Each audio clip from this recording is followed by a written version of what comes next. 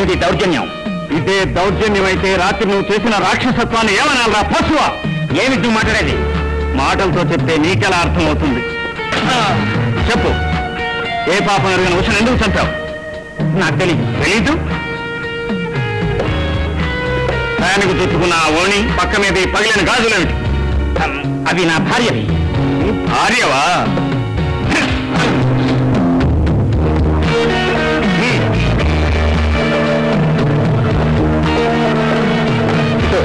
అందరూ చూస్తున్నారు, జీపనే ఎక్కించండి. అదేం కుదరదు.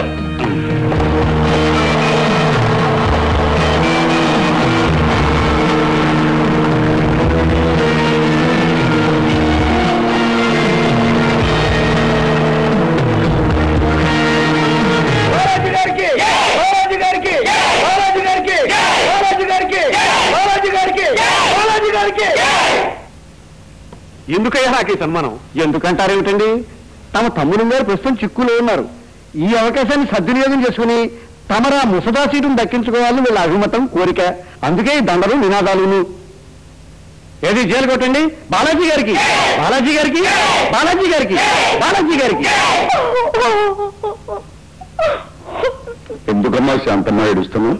అంటే చీమకైనా అపకారం తలబెట్టని చిన్నల్లుడు గారు జైల్లోకి వెళ్లేసరికి పెద్దల్లుడు గారికి పొజిషన్ పెరిగిపోయింది అని అమ్మాయి గారికి బాధ. విచారించగలమ్మా, సాక్షాత్తు ఆ ఇంద్రుడే దిగి వచ్చిన చిన్నల్లుడు గారు స్థానం ఆక్రమించలేదు. అంతేకాదు, ఆ యముడు కాపలా ఉన్నా సరే జైల్లోంచి నీ భర్తను విడిపిస్తాను. ఈలోగా మీ పెద్దల్లుడు గారు మా ఆయనకు చెక్కితే నీకు ఆ భయం అక్కర్లేదు. పేరుకు పెద్దలుడే గాని జోరపడితే నోట్లో వేలేసుకుని నిద్రపోయే అమ్మాయి కూడా. అమ్మాయి గారు అదంతే. చిన్నల్లుడు గారి తెలివితేటలు, రాజకీయ చతురత నాన్నగారికి బాగా తెలుసు. ఎందుకని మంచిది, ఈలోగా మీ చిన్నల్లుడు గారు వాడే కూర్చుని నా గదిలో పెట్టి తాళం వేస్తాను. అలాగే తల్లి, అల్లుడు గారిని నేను విడిపిస్తాను. దీని మంది దీవానం మంది.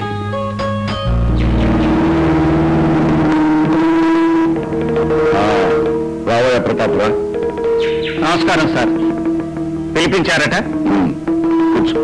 థ్యాంక్స్. నేను డ్యూటీ మీద వచ్చాను. నేను డ్యూటీ మీద పిలవలేదు, స్నేహపూర్వకంగా పిలిచాను. అలాగా? ఏమిటి వెళ్ళిపోతున్నావు? సారీ, నేను డ్యూటీ మీద ఉన్నప్పుడు స్నేహితులను కలవను. శాబాష్. నేను అధికారంలో ఉండగా నీలాంటి ఆఫీసర్ నాకు దొరకటం నా అదృష్టం. మా బాబేదో తొందరపడ్డాడని విన్నాను. అది తెలిసాక చాలా విచారించాను. అతని అవివేకానికి సిగ్గుపడాలా, నీ నిజాయితీకి అభినందించాలని ఆలోచించి దానికి సిగ్గుపడి దీనికి అభినందిస్తూ నిన్ను పిలిచాను. యథార్థాలు తెలుసుకున్నందుకు చాలా సంతోషం. మన ఇద్దరి సంతోషాల మధ్య చిన్న విషాదం ప్రతాప్. ఏమిటది? ఆడపడుచులకు న్యాయం చేస్తానని చెప్పిన నా అధికారంలో ఇద్దరు ఆడపడుచులకు అన్యాయం జరిగింది. ఒకరు బాబు వల్ల అత్యాచారం చేయబడ్డ అమాయక ఆడపడుచు, మరొకరు భర్తనే దైవంగా నిన్ను మోసపోయిన నా బిడ్డ. మన పరిపాలనలో అన్యాయం జరిగిన ఈ ఆడపడుచులిద్దరికీ న్యాయం చేయాలి. అవును, న్యాయం జరగాలి. ఆ న్యాయ విచారణ న్యాయస్థానంలోనే జరగాలి. శిక్ష కూడా న్యాయస్థానంలోనే పడాలి. చూడు ప్రతాప్, న్యాయస్థానం వరకు ఎందుకు? ఇంటి విషయాలు రచ్చకెక్కితే బయట దేశాల్లో మన పిల్లల్ని దీవి లోపు అయిపోతుంది. అందుకని మన సమస్యలు మనమే పరిష్కరించుకోవాలి. అంటే బాబుని విడుదల చేయమంటారా? నువ్వు ఎంత కరుకో అంత చురుకయ్యా. మన కారుస్థానం వెళ్ళి తీసుకురా. ఈ మాట త్రిలింగాధినేతగా చెప్తున్నారా, కోదండరామయ్యగా చెప్తున్నారా? ఏమో సందేహం. కోదండరామయ్యే త్రిలింగాధినేత, త్రిలింగాధిపతే కోదండరామయ్య. రెంటికి తేడా లేదు. ఉంది. కోదండరామయ్యగా చెబితే మిమ్మల్ని శిక్షించాల్సి ఉంటుంది. త్రిలింగాధినేతగా చెబితే మీరు మీ పదవికి రాజీనామా చేయాల్సి వస్తుంది. మేము పెద్ద పెద్ద సమస్యలకే రాజీనామా చేయలేదు. రాజీనామా చేయవలసిన పరిస్థితే వస్తే రాజీ అయినా పడతాం, లేదా నామమైనా పెడతాం. రాజీనామా మాత్రం చెయ్యం. మీ నిజ స్వరూపం ఇది అని తెలియక ప్రజలు మోసపోతున్నారు. కోదండరామయ్య గారు, మీరు ఎన్నికల ముందు ప్రజలకు ఏం వాగ్దానం చేశారు? ఏ ఎన్నికలో? ప్రతి ఎన్నిక ముందు. ఒక్కొక్క ఎన్నికలో అనేక రకాల వాగ్దానాలు చేశాం. అవన్నీ ఇప్పుడు మాకు ఎలా గుర్తుంటాయి? మీరు మొట్టమొదటిసారిగా ఎన్నికైనప్పుడు నిష్పక్షపాతంగా, స్వపరభేదం లేకుండా, నిస్వార్థంగా, న్యాయబద్ధంగా పరిపాలిస్తానన్నారు. ఇప్పుడు కాదనటం లేదే అంటున్నారు. మీ పరిపాలన, మీ అధికారం మీ వాళ్లకు స్థానాలు కల్పించడానికి, కల్పించిన ఆ స్థానాలను సుస్థిరం చేసుకోవడానికి ఉపయోగిస్తున్నారు. అమ్మాయికుడా, మన వాళ్ళను మనం కాపాడుకోకపోతే బయట వాళ్ళు ఏమనుకుంటారో తెలుసా? తన వాళ్ళకే ఏమీ చేయని వాడు బయట వాళ్ళకి ఏం చేస్తాడు అని నవ్వుకుంటారు.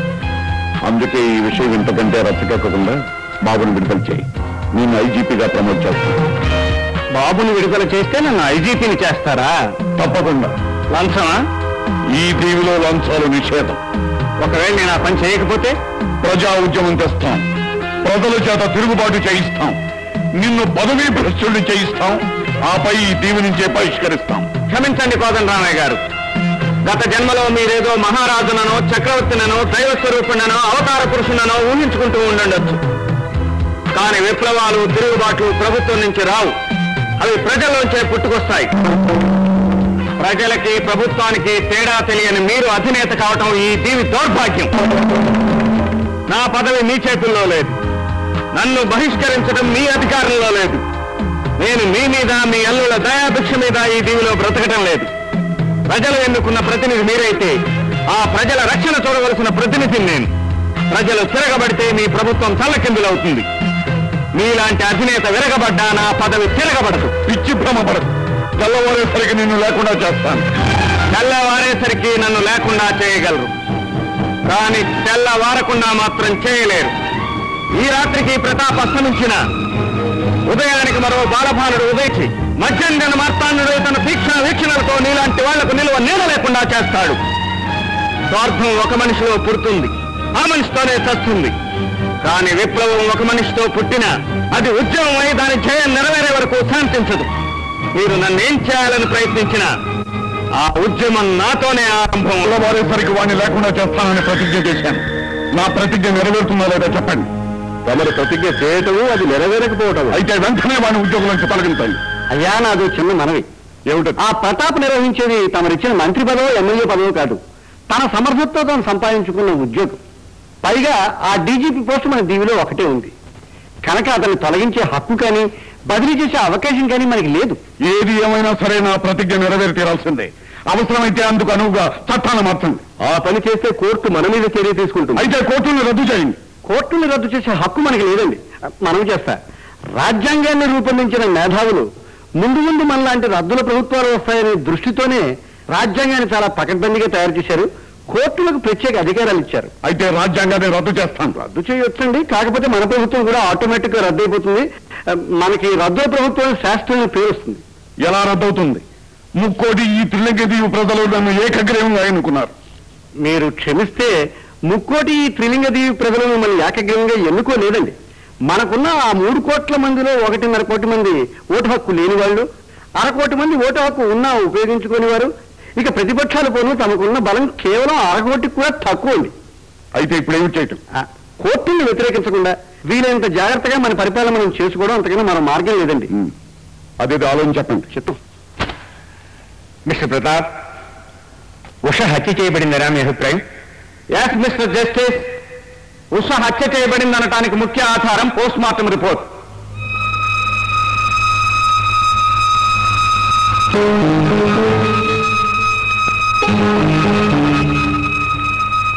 యువర్ ఆనర్, ఆ పోస్ట్ మార్టం రిపోర్ట్ లో ప్రభుత్వ డాక్టర్ ఇది ఖచ్చితంగా హత్య కాదు, ఆత్మహత్య అయి ఉంటుందని రాశారు.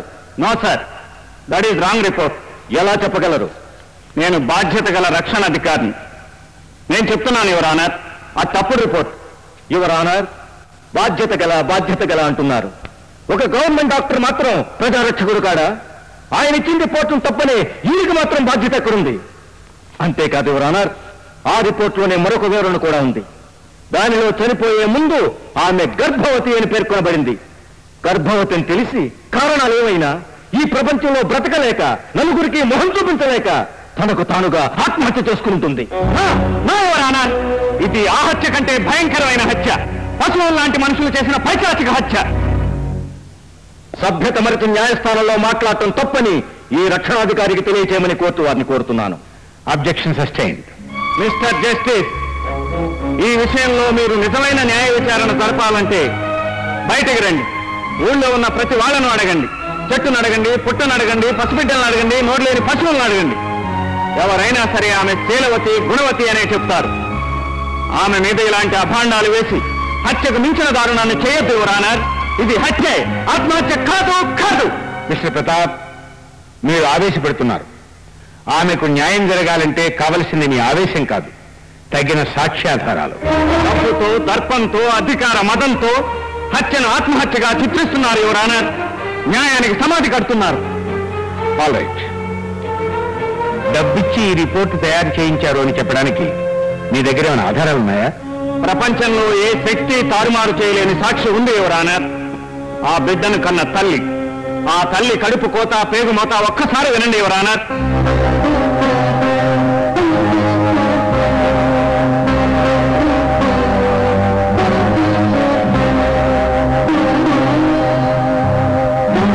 చూడమ్మా, మీ బిడ్డ హత్య చేయబడిందని పోలీస్ అధికారి ప్రతాప్ చెప్తున్నారు.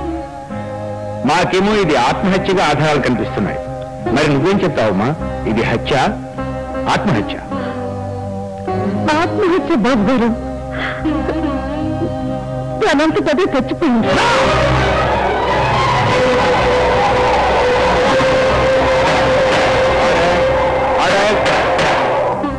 నా కూతురికి ఏ ఘోరం జరగలేదు.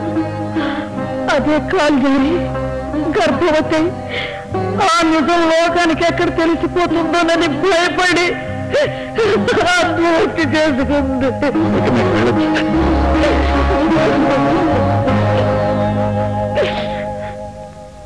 వాట్ మిస్టర్ ప్రతాప్, ఇప్పుడే ఉంటారు? జస్టిస్, ఇప్పుడు అర్థమైంది న్యాయస్థానంలో న్యాయదేవత, న్యాయమూర్తి వెనకబడిపోయిందని. వెనక నుంచి ఆ దేవత ముందుకు నడిచి రాలేదు. ఎందుకంటే ఆ దేవత కాళ్ళు రాతిలో పాతేశారు, చిలగా చేసేశారు. న్యాయాన్యాయాలను సమీక్షించవలసిన న్యాయమూర్తులు కపట ఆధారాలకు కట్టుబడిపోతున్నారు. ఆధారాల మీద న్యాయం నిర్ణయించేంత వరకు, సాక్ష్యాలతో శిక్షలు విధించేటంత వరకు న్యాయస్థానంలో న్యాయానికి న్యాయం జరగదు యువర్ ఆనర్, జరగదు. డీజీపీ నిజాన్ని నిరూపించలేక న్యాయ వ్యవస్థని నిందించడం తప్పు. కానీ దాన్ని తొలి తప్పుగా మన్నిస్తూ మరొకసారి ఇలాంటి తప్పు చేయరాదని హెచ్చరిస్తున్నా. రాంబాబే నేరం చేశాడు అని పోలీసులు ఎలాంటి ఆధారాలు చూపించలేకపోయినందువల్ల అతన్ని నిర్దోషిగా భావించి విడుదల చేస్తున్నాం.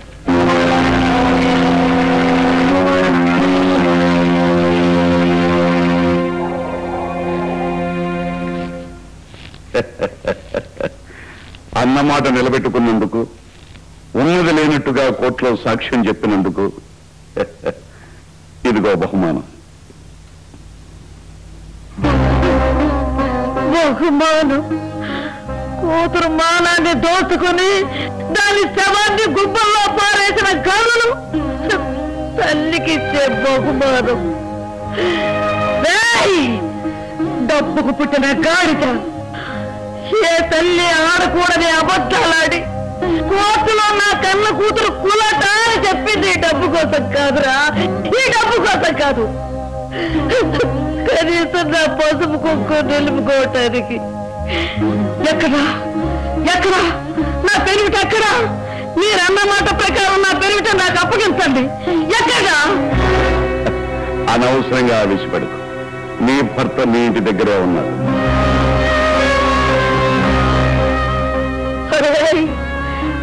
తల్లుల్లాంటి నా పోటీ వాళ్ళ పసుపు కుక్కలతో, అమాయకులైన నా బిడ్డల్లాంటి వాళ్ళ శీలాలతో ఆడుకోకండిరా. నాశనం అయిపోతారు, సర్వనాశనం అయిపోతారా, నాశనం అయిపోతారు. పిచ్చి ముండ డబ్బులు వదిలేసి వదిలేస్తుందని తెలిసే ఇచ్చాము, లేకపోతే మేమెందుకు ఇస్తాం? మన దేవాలని చేర్పించండి. ఈ లోకంలో బ్రతికున్న కూతుళ్లను తార్చి డబ్బు సంపాదించిన తల్లుల్ని ఎందరినో చూశాను. కానీ దారుణంగా చనిపోయిన కూతురు శీలాన్ని బహిరంగంగా కోర్టులో అమ్ముకున్న నీ భార్య లాంటి వ్యక్తిని ఎక్కడా చూడలేదు. ఇంతకాలం నీతి కోసం, సత్యం కోసం నిజాయితీగా నిలబడ్డారు. అటువంటి నీ ధర్మపత్ని నిండు కోర్టులో ఎందుకింత దారుణంగా అబద్ధం ఆడింది? ఎందుక? ఈ దేశపు భార్య అనే పదానికి న్యాయం చేయడం కోసం, తన మెడలో ఉన్న అర్ధగజం పసుపు తాడు నిలుపుకోవడం కోసం కాలిపోయిన కడుపు తిప్పినే మర్చిపోయి ఆ తాడుతోనే కన్న కూతురు చీరాన్నే ఉరిదీసిందయ్యా పిచ్చిది. ఇప్పటికైనా మించిపోయింది లేదు. ఈ నిజాన్నే కోర్టులో చెప్తే ఆ రాక్షసులాట కట్టిస్తాను. ఆ నిజాన్ని నువ్వే చెప్పిద్దువు గాని పద బాబు పద.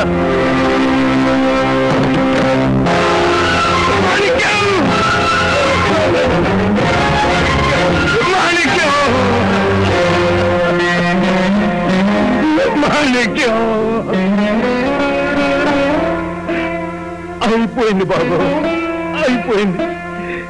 ఇది కూతుర్ని కాదు, నన్ను చంపి వెళ్ళిపోయింది బాబు. ఇన్నాళ్ళు నాతో కష్టాలు పడి చివరిలో నన్ను వదిలేసి సుఖంగా వెళ్ళిపోయింది బాబు. తాను చచ్చిపోయి దుర్మార్గాన్ని బతికించింది.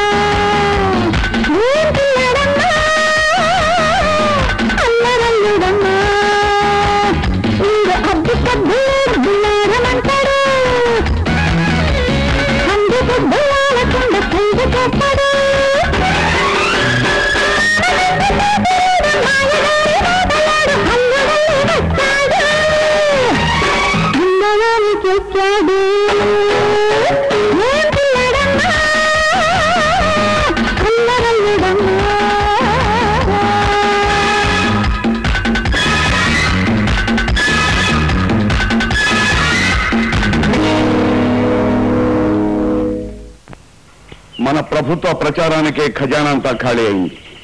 వెంటనే దాన్ని నింపాలి. అందుకు ప్రజలపై వేసే అందమైన పన్నుల గురించి ఆలోచించండి.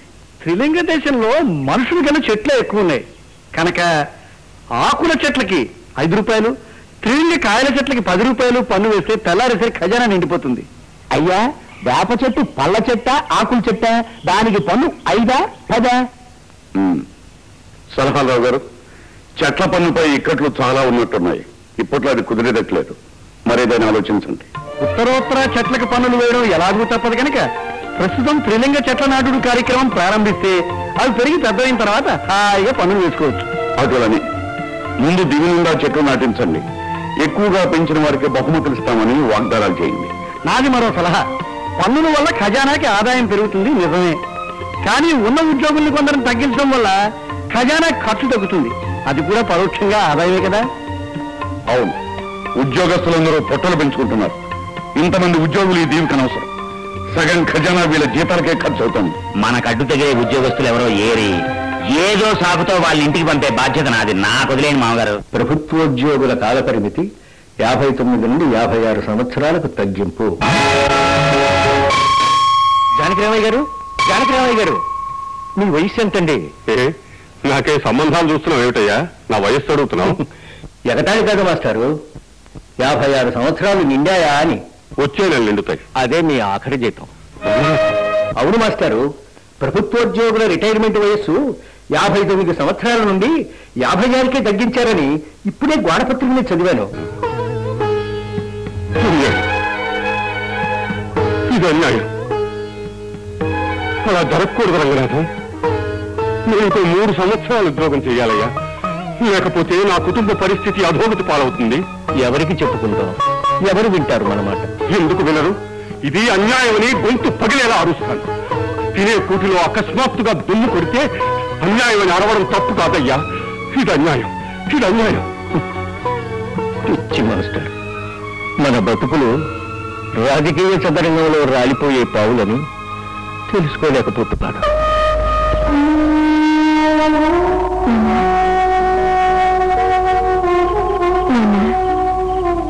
జరగాల్సిందేదో జరుగుతుంది.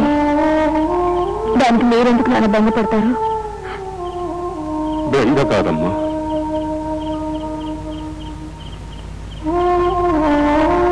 ఊహకు అందని విధంగా చేస్తున్న ఉద్యోగానికి ఉరి వేసిందమ్మా ఈ ప్రభుత్వం. ఆ వేసే ఊరేదో నా ఉద్యోగానికి కాకుండా నాకు వేసుంటే పని చేస్తూ చచ్చిపోయాడు అన్న కారణంగా ప్రభుత్వం వెంటనే 10,000 రూపాయలు ఇచ్చేదమ్మా. ఏమన్నా మాటలు? పొద్దు నుంచి మీరేమీ తెలియదు. పదన్నాను భోంచదురు గాని. ఒక్కరోజు పస్తుకే ఇంత బాధపడితే రేపటి నుంచి జీవితాంతం ఉండవలసిన పస్తులకి ఎలా తట్టుకోగలమమ్మా? నెత్తిన పిడుగులా పడిన ఈ రిటైర్మెంట్తో ఇంకా ఆకలెక్కడుంటుందమ్మా? అర్థమైంది నాన్న. నా పెళ్లి గురించే కదా మీకు దిగులంతా. అక్కర్లేదు నాన్న, అసలు నాకు పెళ్లి అక్కర్లేదు. అవేం మాటలమ్మా? నన్నైతే రిటైర్ చేశారే గాని నా సంకల్పాన్ని రిటైర్ చేయలేదమ్మా ప్రభుత్వం. నువ్వేం దిగులు పడకమ్మా, నిశ్చింతగా ఉండు. అమ్మా, నాకిప్పుడు ఆకలిస్తోందమ్మా, భోజనం పెడతావా? అలాగే నాన్న.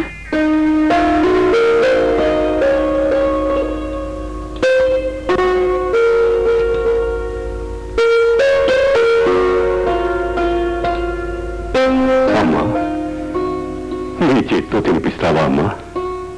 ఏమన్నా ఏమైంది? సంపాదించే ఈ చేతుల్ని నరికి పారేశారమ్మా. నా లేనట్టే లెక్క ఈ చేతులు. నువ్వు తినిపించమ్మా.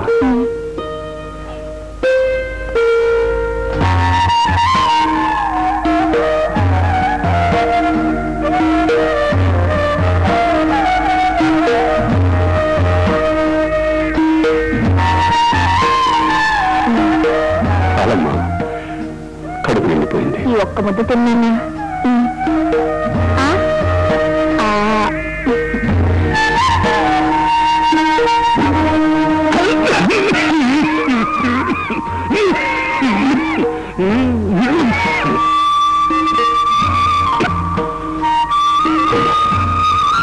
లోకంలో ఉన్న మీ అమ్మ నన్ను తలుచుకుంటోందమ్మా, అందుకే పలక మారింది. అవే మాటలు నాన్న.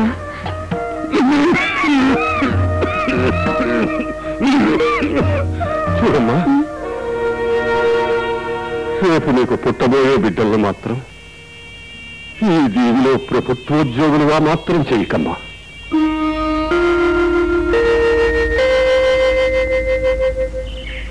Good morning, good morning. నానా, నీ కాఫీ రెడీ. నాన్న, నాన్న, నాన్న.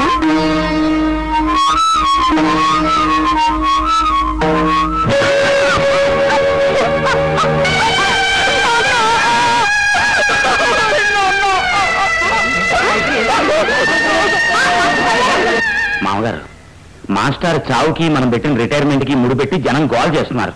గోల్ చేసిన ఏం పగిలేదు అల్లుడు గారు. ఇలాంటి చావులన్నీ వచ్చినా మమ్మల్ని అడిగే ధైర్యం ఈ వెర్రి జనానికి లేదు. జనం ఎల్లకాలం వెర్రివాళ్ళుగా ఉంటారనుకోవటం మన పొరపాటు. పొరపాటును మేలుకొన్న జనం తిరిగి వెర్రివాళ్ళం చేయడం మనకి వెన్నతో పెట్టిన విద్య. సర్లే, ఆ వెన్న మిగిలిన విద్యలు ప్రతాప్ ముందు సాగవు. వాడిప్పుడు ప్రజల మనిషి, తెలుసా? మరేనండి, నా తాత పరిచయాలు పేరు పేరునే బయటికి తీస్తున్నాడు. అంతగా వాడి నోరు పెరిగితే మన జనం వాడు నోరు మోస్తారు. మన జనం అంటే మన శిక్షణా శిబిరాల్లో ట్రైనింగ్ అవుతున్నాడుగా. అబ్బా అల్లుడు గారు, మీకు బొత్తిగా దాపరకం లేదు. అందుకే మిమ్మల్ని రాజకీయాలకు, రహదారి పదవులకు దూరంగా ఉంచుతుంది. బాగా చెప్పారు మామగారు. ఇప్పుడు బాగానే ఉంటుంది. రేపు జనంలో చైతన్యం వస్తే బ్రదర్ గారి వీపు మధ్యలో అవుతుంది. బెదరు, నన్ను ప్రతిసారి కౌకు దెబ్బలు కొట్టకం. ఏం పర్వాలేదు.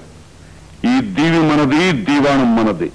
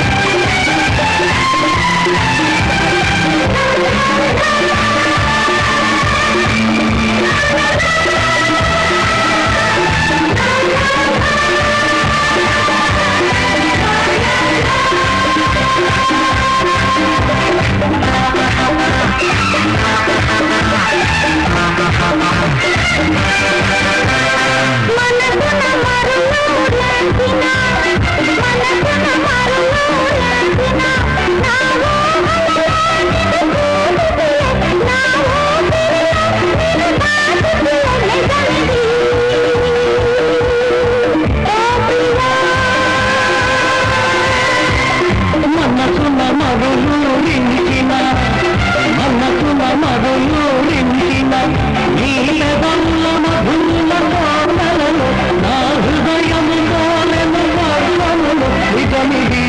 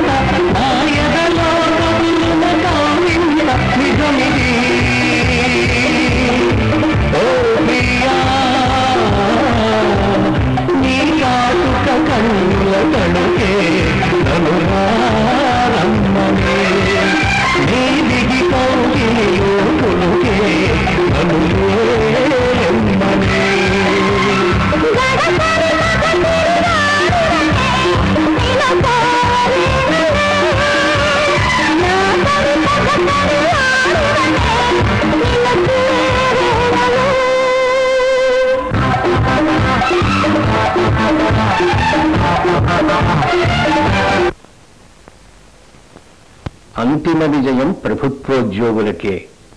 రిటైర్మెంట్ వయస్సు మళ్ళీ 59 సంవత్సరాలకే.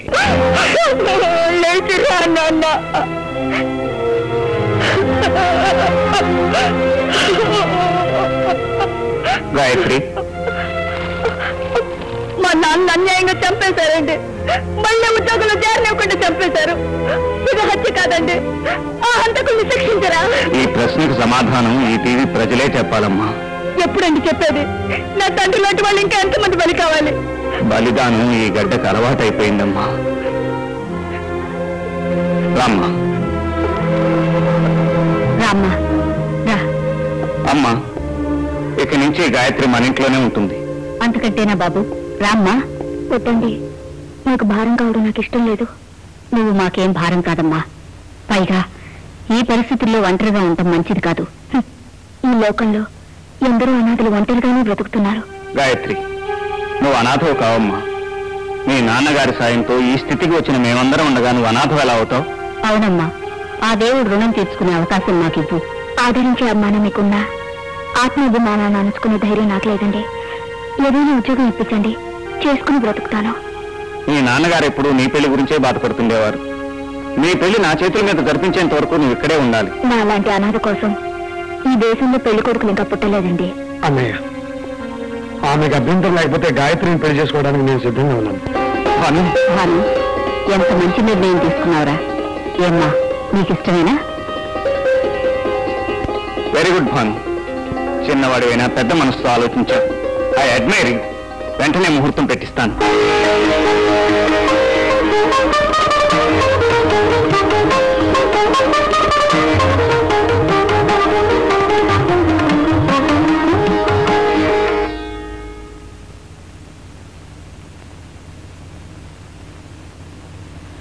ఏమిటండి అదోలా ఉన్నారు?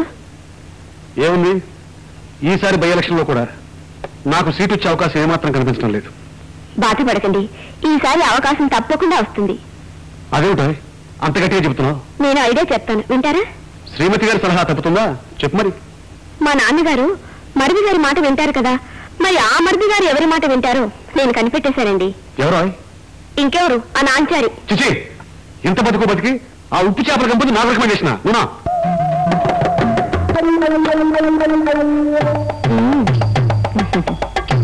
నాంచారి, ఈ మహర్జాతకానికి మరొక పీడగాలి తగలకుండా అసలు సిసలైన తావీజునొకటి పట్టుకొచ్చా. దీన్ని అర్ధరాత్రి, అమావాస్య, ఆదివారం ఈ నడుముకి కట్టుకో. ఎలాంటి మొగాడైనా నీకు దాసోహం. నాకేమండి? ఇస్తా ఇస్తా, కానీ నువ్వు నాకొక్క మాట సహాయం చెయ్యాలి. ఏదో చెప్పండి. ఏమీ లేదు, ఈ ఎలక్షన్ లో ఆ సీటు ఎలాగైనా నాకే వచ్చేట్టుగా బాబుకి నువ్వు రికమెండ్ చెయ్యాలి. తర్వాత మాట్లాడతాను, నేను పడతాను. అలాగే. అమ్మయ్యా, రాంబాబు వచ్చినట్టున్నాడు. ఇక్కడ నన్ను చూశానంటే నా శీలాన్ని శంకిస్తాడు. ఈ శీలానికి వచ్చిన ఏ చింత లేదు, రండి.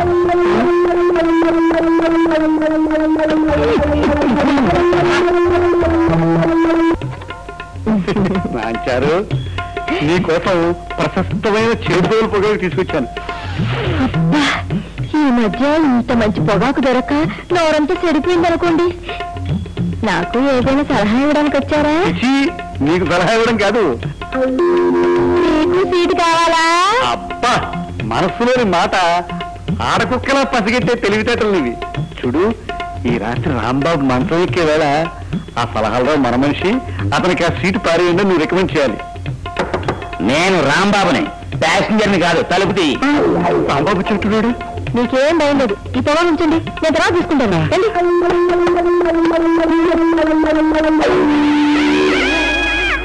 ఏంటి తలుపు తీయడానికి ఇంత ఆలస్యం? ఏంటి గదిలో ఏదో రాజకీయ కంపు కొడుతుంది? నువ్వే రాజకీయ పొడివి, నీ కాడే రావాలి ఆ కంపు. కొట్టారే దెబ్బ. ఇంకో విషయం చెప్పాలా?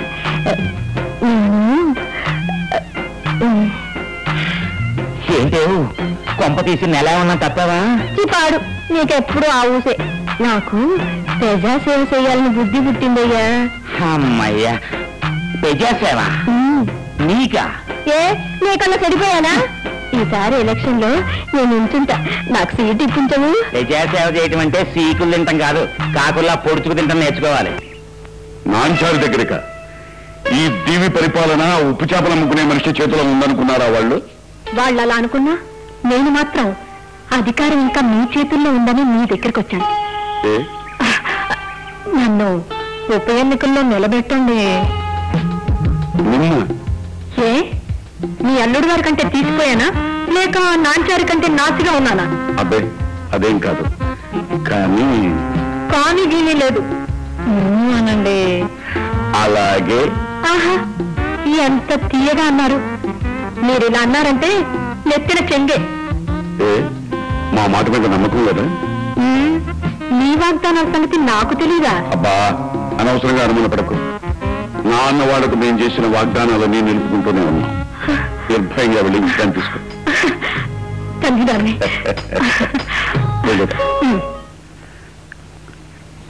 నా వాగ్దానాల గురించి తెలుసుకుంది కానీ నా అన్న వాళ్ళని గురించి తెలుసుకోలేకపోయింది. ఖజానా నింపుకునే కోదండరామయ్య ప్రభుత్వాన్ని ఎన్నికల్లో ఎదుర్కొనే వాళ్ళెవరు? ఈ దీని యువత బ్రతికే ఉంది, ఆ రక్తపిపాసిని ఎన్నికల్లో ఎదుర్కొంటుంది. శభాష్. కానీ వాడితో పోటీ చేసేది ఎవరు? మీరే బాబాయ్. ఇన్నేళ్లుగా వాళ్ళ అక్రమాల్ని లోకానికి ధైర్యంగా వెల్లటించిన మీరే. అవునండి, మా మాట కాదనని ఆశతో మిమ్మల్ని అడగడానికి వచ్చాం. నీ అభిమానానికి కృతజ్ఞుడు. కానీ ఈనాడు ఈ దీవి కావాల్సింది నాలాంటి నడుము విరిగిన వాళ్ళు కాదు, నీలాగా రొమ్ము విరుచుకున్న యువతరం. నువ్వే వాళ్ళకు సరైన పోటీ. నేనా? అవును బాబు గారు, మీరే నిలబడాలి.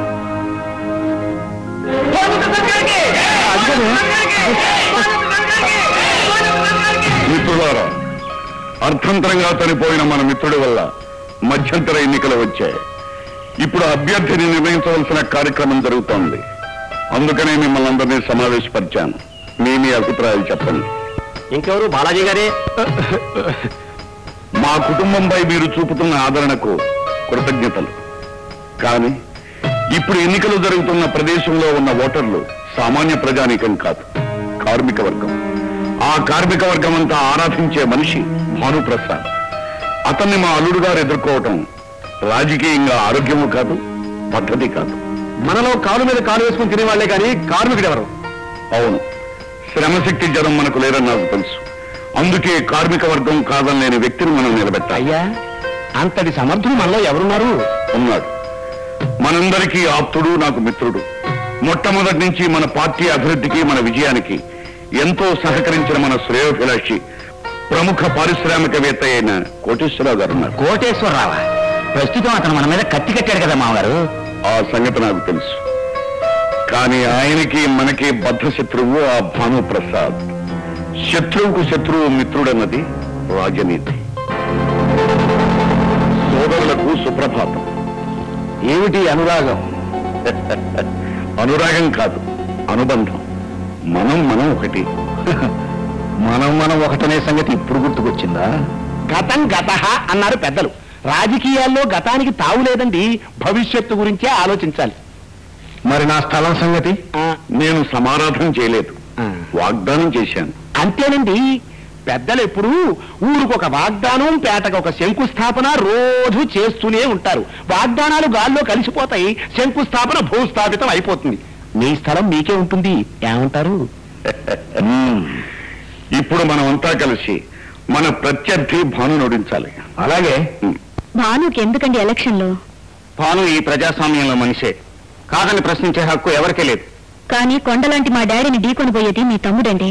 అన్నగా మీరు ఆ మాత్రం చెప్పలేరా? ఢీకొనేది నేను, నాకు లేని భయం మీకెందుకు వదినా? ఎందుకా? నా మరిది నా కన్న తండ్రిని ఎదిరించి నించుంటే అవమానం ఎవరికయ్యా? అయితే మీ నాన్నగారిని ఎన్నికల నుంచి మానుకోమని చెప్పచ్చు కదా. భాను, నువ్వు ఊరుకోరా. చూడమ్మా వాసంతి, ఈ ఎన్నికల్లో వాడికై వాడు నిలబెట్టలేదు, ప్రజలంతా కావాలని నిలబెడుతున్నారు. అంటే మా డాడీ కంటే అలగజనం మాట ఎక్కువ మీకు? వాడు మీ దృష్టిలో అలగాజనమే కావచ్చు, కానీ కార్మికుల కష్టంతో కడుపు నింపుకోవాలని ఆశపడేవాడు మాత్రం కాదు. అంటే మా డాడీ అలాంటి వారా అని అన్నారు కదక్క. ఓహో, నువ్వు కూడా నాకు చెప్పొచ్చేదానివయ్యావా? తిండికి గతి లేక నా పంచం చేరిన దానివి నీకు కూడా లోకమయ్యానన్నమాట. ఏమిటా వాగుడు? నాది వాగుడు, నీ వాళ్ళది సంగీతం. మీలో ఇంత కుట్రుందని తెలియదండి. మీరు ఒకటే నన్ను నా తండ్రిని ఏడిపించాలనుకుంటున్నారేమో. అది జన్మలో జరగదు. ఎందుకమ్మా అంత పెద్ద మాటలు? ఇన్నాళ్ళు మీరు పెద్దవారని, మా క్షేమం కోరేవారని అనుకున్నాను. కానీ ఇప్పటికి తెలిసింది మీ నిజ స్వరూపం. మా సంసారం పూర్తిగా పత్రమయ్యేదాకా మీకు తృప్తి ఉండదు. బాబు, చాలండి చాలు. మిమ్మల్ని ప్రాణంగా ప్రేమించినందుకు మీరిచ్చిన ఈ బహుళ చాలు. నేను ఈ ఇంట్లో ఒక క్షణం కూడా ఉండను. ఆగమ్మా, తొందరపడుకు. ఇప్పటికే ఆలస్యం చేశాను. అక్క, అమ్మా, వాసంతి, వెళ్ళని అమ్మా. ఏది మంచో ఏది చెడో తెలుసుకునే అవకాశం తీసుకొని.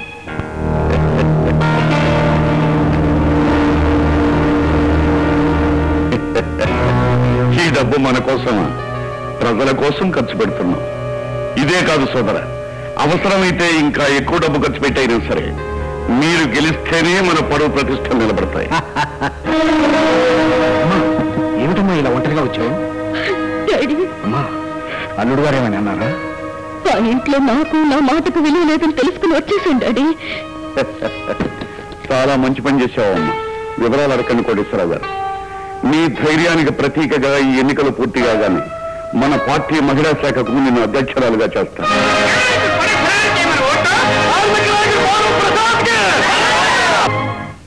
నా సుస్థిర ప్రభుత్వ స్థిర పునాదులైన నా త్రిలింగ దీవి ప్రజలారా, నా రక్తానికి రక్తమైన పేద ప్రజలారా, వయసుడిగిన తల్లిదండ్రులారా, చిన్నారి చిట్టిపాపలారా, ఆడపడుచులారా, మీ అందరికీ నా అభినందన వందనాలు. నేను ప్రభుత్వాన్ని చేపట్టిన నాటి నుండి ఎన్నో ప్రణాళికలు రచించి ప్రజాహిత కార్యక్రమాలు నిర్వహించి పేద ప్రజల సమస్యలను, ఆకలి మంటలను తీర్చడానికి ఎంతగా కృషి చేస్తున్నానో మీ అందరికీ తెలుసు. ఆ ప్రణాళికలు ఇంకా కొనసాగాలి అంటే మా ప్రభుత్వానికి బలం చేకూర్చాలి. ఆ బలం రావాలి అంటే మా పార్టీ తరఫున నేను నిలబెట్టిన నా అనుంగు మిత్రుడు, మీ అందరి శ్రేయోభిలాషి శ్రీ కోటేశ్వరరావు గారిని ఈ ఎన్నికల్లో గెలిపించవలసిందిగా మీ అందరినీ కోరుతున్నాను. జై త్రిలింగదేవి, జై జై త్రిలింగదేవి.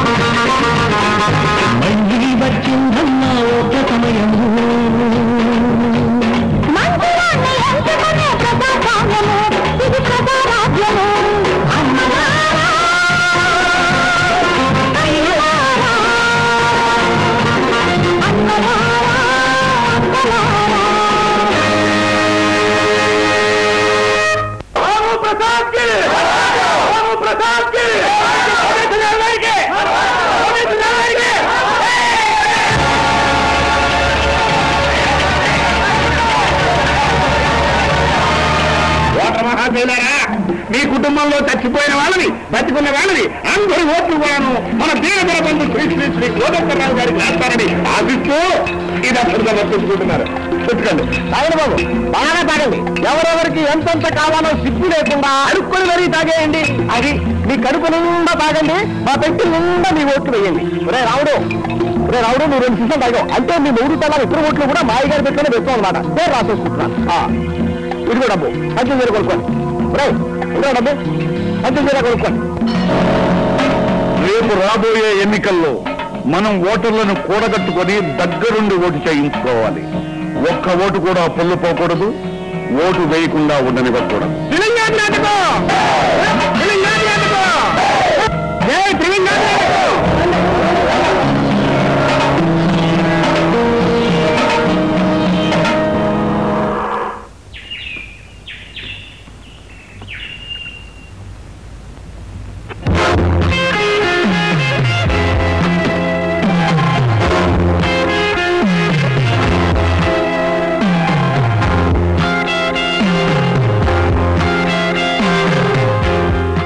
వచ్చావు మీతో మాట్లాడటానికి. ఎన్నికలు అయ్యే వరకు ప్రజలతో తప్ప మరెవరితోనూ మాట్లాడను. నేను ప్రజల్లో ఒకడిని. ప్రజగా వచ్చావా, ప్రభుత్వ అధికారిగా వచ్చావా? ప్రజా రక్షకుడుగా వచ్చాను. ప్రతాప్, వచ్చిన ప్రతిసారి వింటున్నాను ప్రజారక్షకుడు అని. నువ్వొక్కడివే ప్రజారక్షకుడువా? మేమంతా ప్రజాపక్షకులమా? ఎవరన్నారు మీరు ప్రజాభక్షకులని? మీరు ప్రజాస్వామ్య భక్షకులు. పొరపాటు. ప్రజాస్వామ్య పరిరక్షకులం. ప్రజాస్వామ్యానికి విలువ తెచ్చిన వాళ్ళం, ఆ ప్రజాస్వామ్యాన్ని వెలుగులోకి తెచ్చిన వాళ్ళం, ప్రజాస్వామ్యానికి అర్థం చెప్పిన వాళ్ళం, ఆ అర్థాన్ని అర్థంలో చూపించిన వాళ్ళం. అసలు ప్రజాస్వామ్యం అంటే అర్థం తెలుసా మీకు? ఏమా వివేకపు మాటలు! మాకు అర్థం తెలియకపోతే ప్రజాస్వామ్యాన్ని వెలుగులోకి తెచ్చిన వాళ్ళమని ఎలా చెప్తాం? మాకు సర్వం తెలుసు. సర్వం తెలుసా? తెలిస్తే ఆ సర్వం ఏంటో ఒకసారి నాకు చెప్పండి. నీ ఒక్కడి కోసం నేను ఉపన్యాసం చెప్పలేను. సాయంకాలం బహిరంగ సభ ఉంది, అక్కడికి వచ్చి విను. మీరు చెప్పే ప్రజాస్వామ్యం మీ ఉపన్యాసాల్లోనే ఉంటుంది కానీ చేతల్లో ఉండదు. బహిరంగ సభల్లో బాహాటంగా చప్పట్లు కొట్టించుకోవడానికి, పూలదండలు వేయించుకోవడానికి పనికొస్తుంది మీ ప్రజాస్వామ్యం. ఉద్యమకారుల నోళ్లు మూయించడానికి, అమాయకుల్ని ఆట పట్టించడానికి, యువకుల్ని రెచ్చగొట్టడానికి, యువతను కన్నీరు కార్పించడానికి, మాయా మాటలు చెప్పి ఆడపడుతులను మోసం చేయడానికి వస్తుంది మీ ప్రజాస్వామ్యం అని హెచ్చరించడానికే వచ్చాను. నీ హెచ్చరికకు అభియోగానికి ఆధారాలు లేవు. ఉన్నాయి. అమాయకుల్ని డబ్బు పెట్టి కొంటున్నారు. చెడు అలవాట్లకు బానిసలైన వాళ్లకు కళ్ళు సారాయి పోయించి మీ బానిసలుగా మారుస్తున్నారు.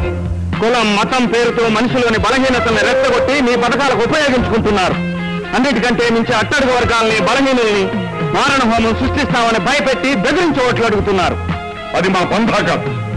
నేను చెప్పింది తప్పని, మాది ప్రజాస్వామ్యం కాదని నేనెక్కిన వేదికకు ఉపన్యసించు. ఏ ప్రజల చేత అయితే నేను చప్పట్లు కొట్టించుకున్నాను వాళ్ళ చేత కాదనిపించు. అది ఎంతో దూరంలో లేదు కోదండరామయ్య గారు, చాలా దగ్గరలోనే ఉంది. 99 పాపాలు చేసే వరకు శిశుపాలుడు గొప్పవాడే. 100వ పాపంతోనే అతని పాపం పండింది. శివుణ్ణి మెప్పించి మోహిని మోహించే వరకు భస్మాసురుడు శక్తి సంపన్నుడే. కానీ మరుక్షణంలోనే అతని పాపం పండింది, భస్మం అయ్యాడు.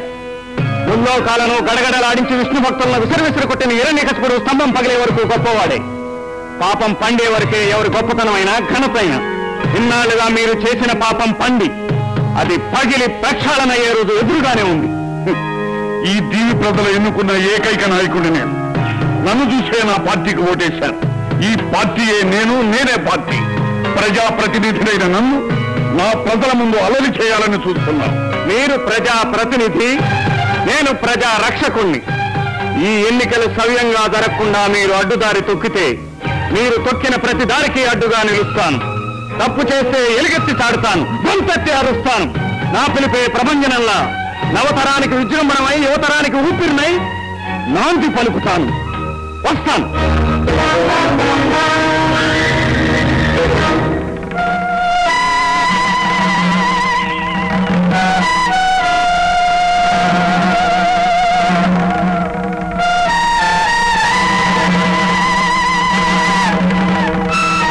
అయ్యా, ఆ భానుగాడు ఎలక్షన్ ప్రచారానికి వెళ్ళడం, వారి వెనకాల ఈ జనం సముద్రంలాగా వాడిని అనుసరించడం, ఇదంతా చూస్తూ ఉంటే మీ జాతకం మీద నాకేదో అనుమానంగా ఉంది. ఈ ఎలక్షన్ లో మనకు ఎలాగో డిపాజిట్ వచ్చేయట్లేదు.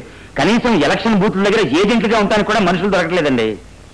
అప్పటికి మీరు చెప్పినట్టు అడ్డమైన వేషాలన్నీ వేశాం. మమ్మల్ని చూసి నవ్వుతున్నారు కానీ ఓట్లు వేసేటట్టు మాత్రం కనపడటం లేదు. ఓటర్ల కంటే ముందు మీరే మాకు మంగళహారతి పాడుతున్నారు. అపజయం అన్న మాట మా చెవులను సోకరాదు. ఇక లాభం లేదు. మేమే స్వయంగా బయలుదేరతాం. మా వాగ్దాన బాణాలతో వాళ్ళని సమ్మోహితం చేస్తాం. అయ్యా ఆగండి, తొందరపడి ఇప్పుడు గనక మీరు ప్రజల్లోకి వెళితే చెయ్యబోయే వాగ్దానాల సంగతి అటుంచి గతంలో మీరు ఎడాపెడా చేసిన వాగ్దానాల సంగతి ఏమిటి అని శాలువా బుచ్చుకు అడుగుతారు. అయితే శాలువా లేకుండా వెళ్తాం. చొక్కా బుచ్చుకు అడుగుతారు. అంత తెలివిపోయినారా నా ప్రజలు? చెప్తాం. అయితే ఆ పేటకిచ్చిన వాగ్దానాలు మాత్రం తీర్చండి. ఏమిటి మీరు చేసిన వాగ్దానాలని తీర్చటమా? దానికి మన దివాణం సరిపోదండి. పక్క దివాణాన్ని ఏదైనా దోచుకు రావాలి. ఒకవేళ దోచుకొచ్చినా తీర్చడానికి 100 సంవత్సరాలు పడుతుంది. నా ప్రజా సమూహాన్ని చూసి ఆవేశంలో తొందరపడి అన్ని వాగ్దానాలు చేసి ఉంటాం. ఇప్పుడు రూలింగ్ పార్టీలో ఉండగా ఆ పేటలో మనం ఓడిపోతే వచ్చే ఎన్నికల్లో మనకు పుట్టగతులుండవు. ఆ విషయం ఆలోచించండి. మామగారు మీరు అనవసరంగా కంగారు పడకండి. మీరు రాజకీయాల కొత్త, నా తల పండిపోయింది ఇందులో. మీరు హాయిగా రెస్ట్ తీసుకోండి, నేను చూసుకుంటాను. అల్లుడు గారు, అన్నిటికీ మిమ్మల్ని నమ్ముకున్నాను. ఎలా చేస్తారో జాగ్రత్తగా చేయండి. అలాగే. ఎలక్షన్ ఆగిపోవాలి. ఉన్నట్టుండి ఇంత తక్కువ రోజులు ఎలక్షన్ ఎలా అయిపోతాయండి? బుర్రనేది ఉండాలే గాని అసాధ్యం అన్నది ఏమీ లేదయ్యా. ఎక్కడ ఎలక్షన్ జరుగుతుందో అక్కడ అకస్మాత్తుగా ఒక అవాంతరాన్ని సృష్టిద్దాం. దాంతో ఆటోమేటిక్ గా ఎలక్షన్ ఆగిపోతుంది. ఆ అవాంతరాన్ని సృష్టించే బాధ్యత నీది. నాదే. నువ్వు చేస్తేనే ప్రజలకు మా మీద అనుమానం కాదు. నువ్వు కోటేశ్వరరావు మనిషి కనుక అతన్నే అనుమానిస్తా.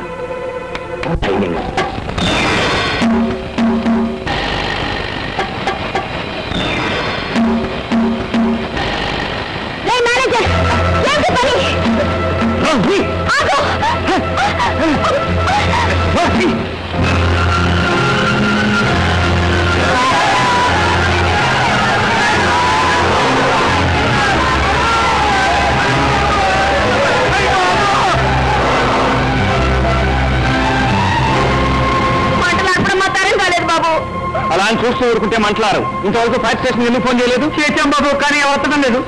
లేదా inspector, don't get the ambulance. నేను వెళ్ళి ఫైర్ ఇంజిన్ తీసుకొస్తాను, మీరేం భయపడకండి.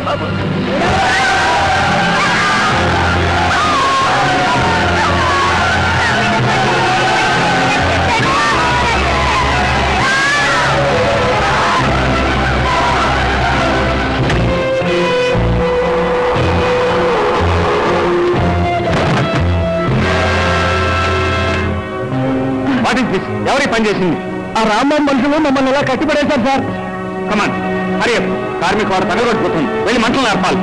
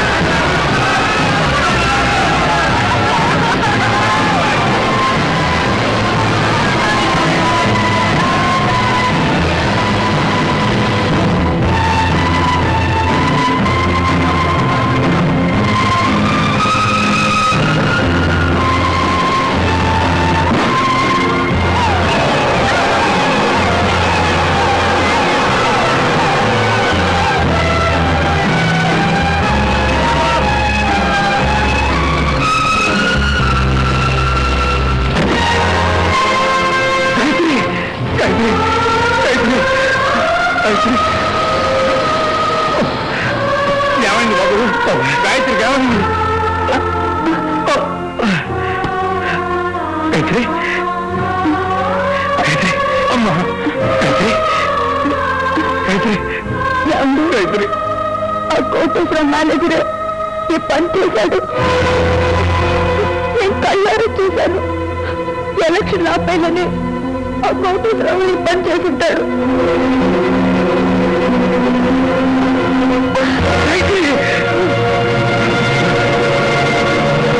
Hey! What is this?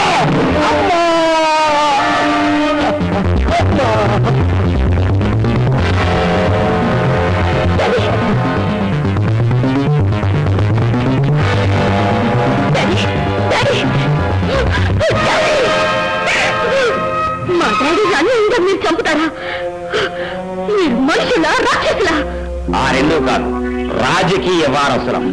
మీ డాడీతో పాటే నువ్వు చావటం మంచిది.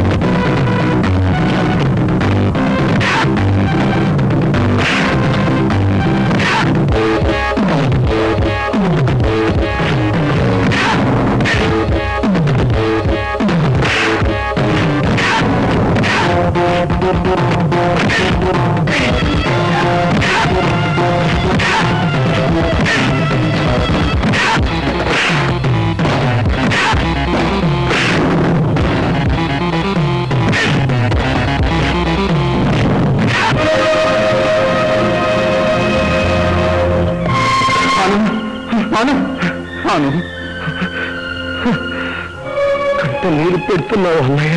తమ్ముడు, నీ కంట నీరు రాని కన్నయ్య. అభాగ్యుల కంట నీరు పూస్తావన్న నమ్మకంతో నన్ను చనిపోయి నిన్ను బ్రతికించుకుంటాను తమ్ముడు, బ్రతికించుకుంటాను. చావు తప్పని తమ్ముడిని కాపాడటం కన్నా ఎప్పుడు ఆ త్రిమూర్ఖుల చేతుల్లో చనిపోతారో కూడా తెలియదు. ఆ తమ్ముడిని కాపాడన్నయ్యా.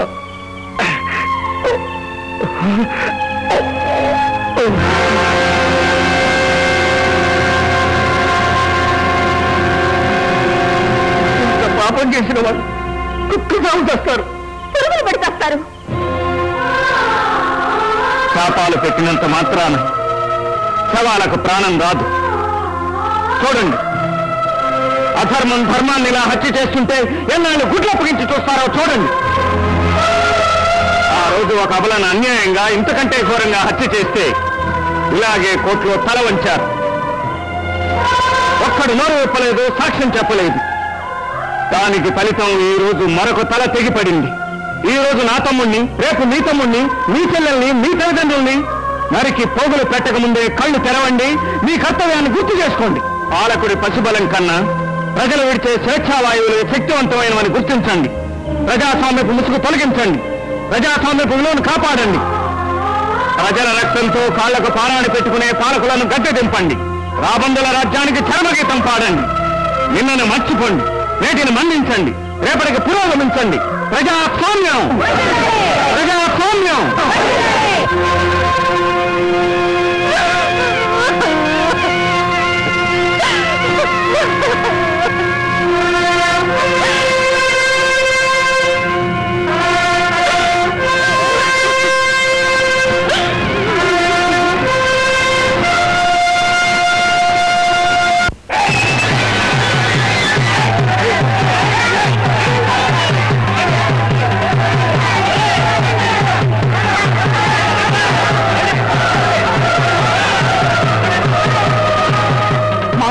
జనం మహాజనం ప్రభంజనం.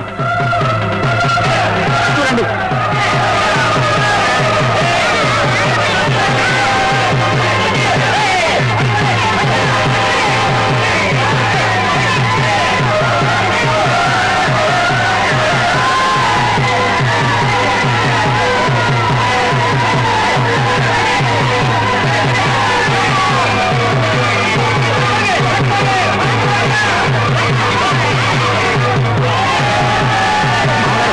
మీరు వెనకబడిపోతున్నారు. ఇన్నాడు నీ వెనకబడ్డాను కనుకే ఇప్పుడు వాడు నా వెనకబడుతున్నారు.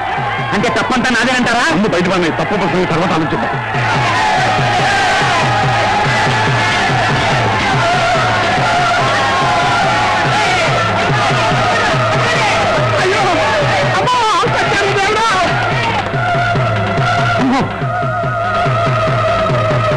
ప్రతాప్, వీడికంటే జనమేనా మావ గారు? వీడు మన ముక్కల ముక్కల నరికేస్తాడు. ప్రతాప్ ఏమీ చేయడు, ఎందుకంటే వాడు చట్టానికి బానిస. మనుషులను రక్షిస్తాడే గానీ చంపడు. నీ బుర్ర ఏమన్నా చెడిపోయిందా? మనం పంపించిన వాడి తమ్ముడు సంఘం ఇంకా కాల్తూనే ఉంది. వీడు మనం రక్షించడం ఏంటి? ఈనాడు నువ్వు చెప్పినట్టుగానే విన్నాను, ఈ ఒక్కసారి మాత్రం నేను చెప్పినట్టుగా విను. అలా చెప్తాను.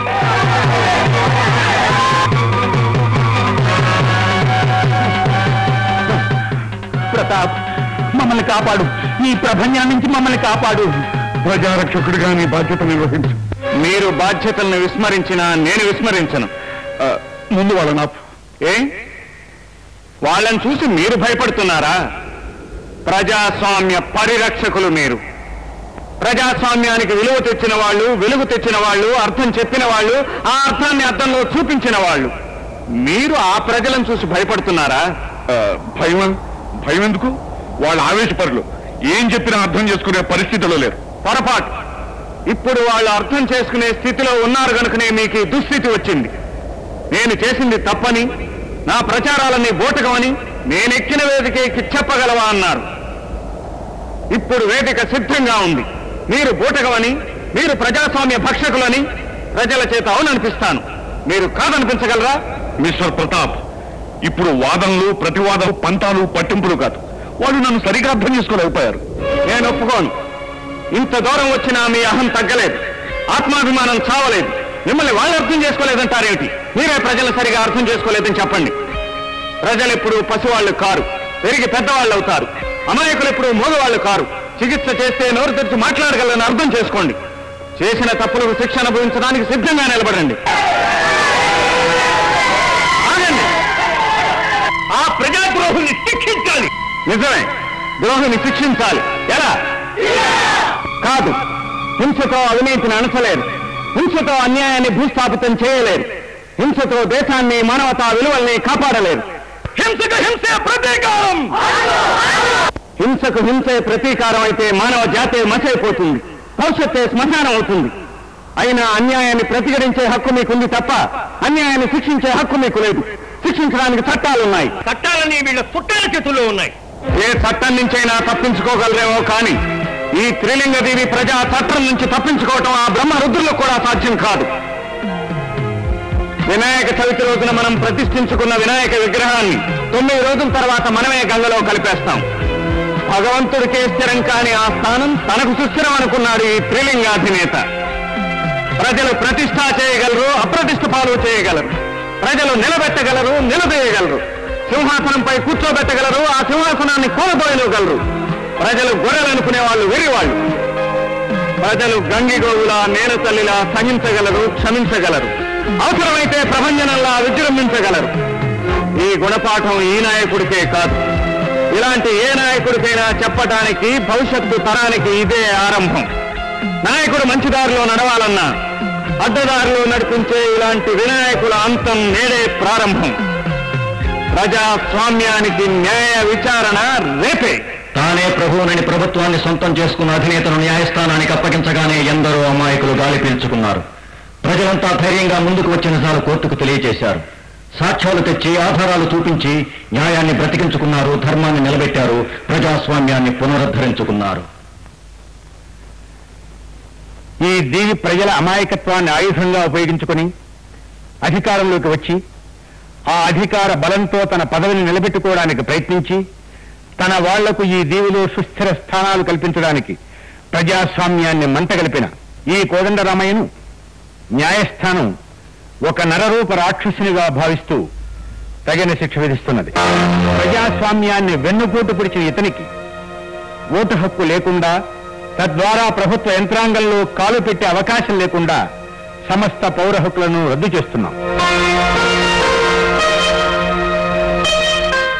కోదండరామయ్య చిన్నలుడు విభూది రాంబాబు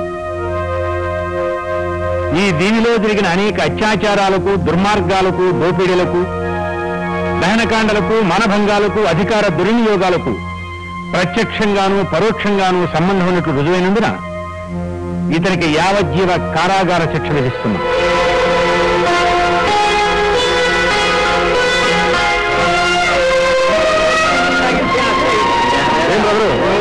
నేను చెప్పినట్టు వింటే మీకు ఈ గది పెట్టేది కాదుగా. జైలుకి వెళ్ళేటప్పుడు కూడా దెబ్బ కొడతావేంటి? మహాపాపం నీకు. పనివాయ్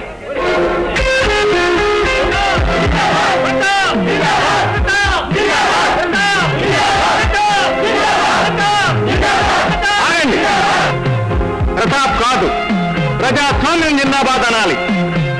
ప్రజలకు సేవ చేస్తామని ఎన్నో వాగ్దానాలు చేసి, గద్దెనెక్కిన వెంటనే ఎన్నో రద్దులు చేసి, స్వార్థపరులై సొంత ఆస్తులను పెంచుకుంటూ ప్రజల్ని పీడిస్తున్న వారెవరైనా, ఎలాంటి వారైనా, ఏ పార్టీ అయినా గద్దె దించడం మన కర్తవ్యం. ఇప్పటికి వీళ్ళ పేరు విరగడైనా వీళ్ళలాంటి వాళ్ళే మరొకళ్ళు రావచ్చు. వాళ్ళకి మళ్లీ అవకాశం ఇచ్చి మరొకసారి మోసపోకండి. ఈసారైనా మీ ఓటు హక్కుని సద్వినియోగం చేసుకుని నిజాయితీ గల నిస్వార్థ పరులను ఎన్నుకుని ప్రజాస్వామ్యాన్ని కాపాడండి. ప్రజాస్వామ్యం, ప్రజాస్వామ్యం, ప్రజాస్వామ్యం.